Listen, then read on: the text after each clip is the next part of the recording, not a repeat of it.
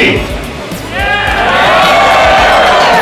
We need a candidate who has the vision to know where to go, the competence to know how to get there, the courage to say it out loud. Right now, you're going to hear from that person, the next president of the United States of America. Ladies and gentlemen, Andrew Yang! Candidates go home feeling super wet. Yeah, they know the humanity first, that's the slogan. 2020, clap your ballot at the booth just to prove he gets moves. And guess what? Everybody gets $1,000. 7, so it's down top. Hello, New York City!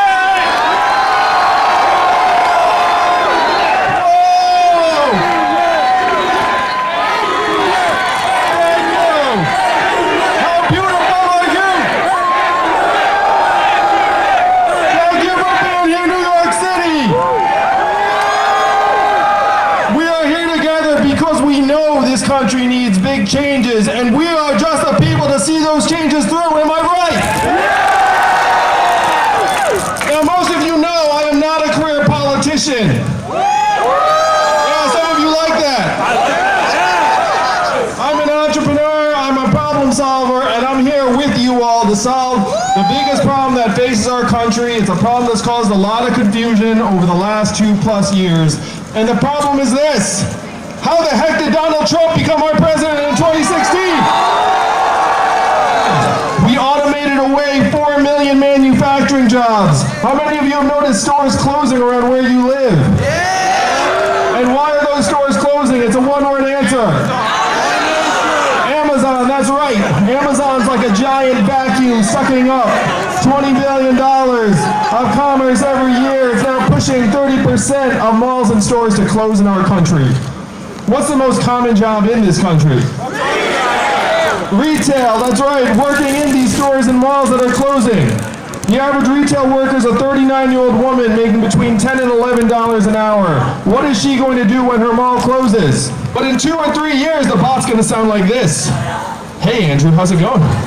What can I do for you?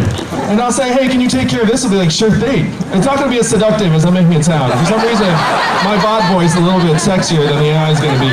But it's going to be really on point. You're going to be crisp. You know what? Might not even know it's an AI.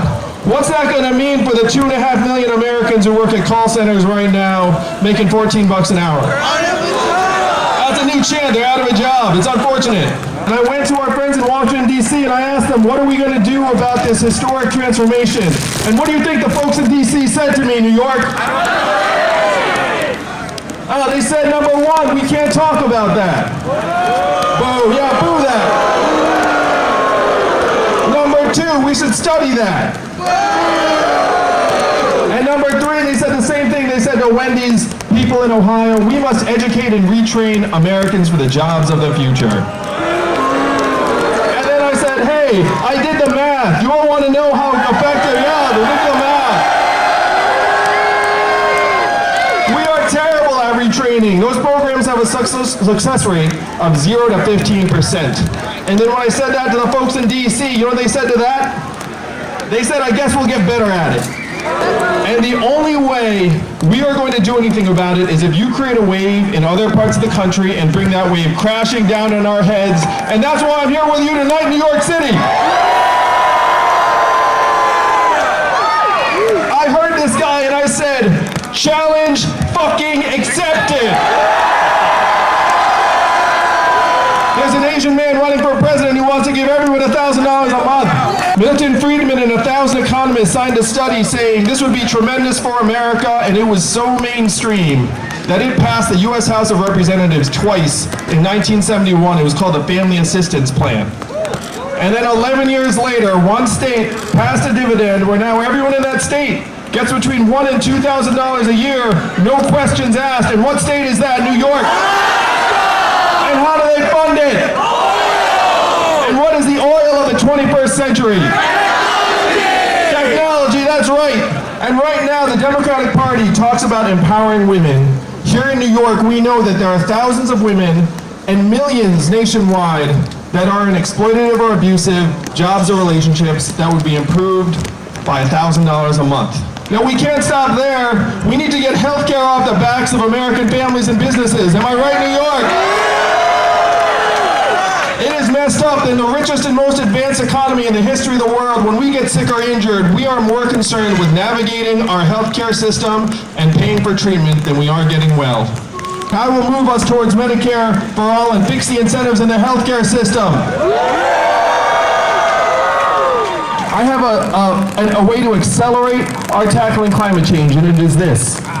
Right now, 78% of Americans are living paycheck to paycheck. 57% cannot afford an unexpected $500 bill. And when you go to them and say, we need to work on climate change, what is some of them going to say? Some of them are going to say, I can't pay my bills, I can't buy food for my kids, the penguins are going to have to wait in line. But if we give them $1,000 a month, we can get their heads up.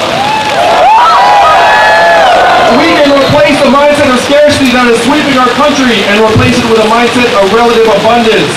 Donald Trump is our president today, sadly, because he got a lot of the problems right. But his solutions were the opposite of what we need. What were his solutions? Build a wall, turn the clock back, bring the jobs back. We know we have to do the opposite of all that. We have to turn the clock forward. We need to accelerate both our economy and our society, and I'm the man for that job because the opposite of Donald Trump is an Asian man who likes math. Thank you, New York.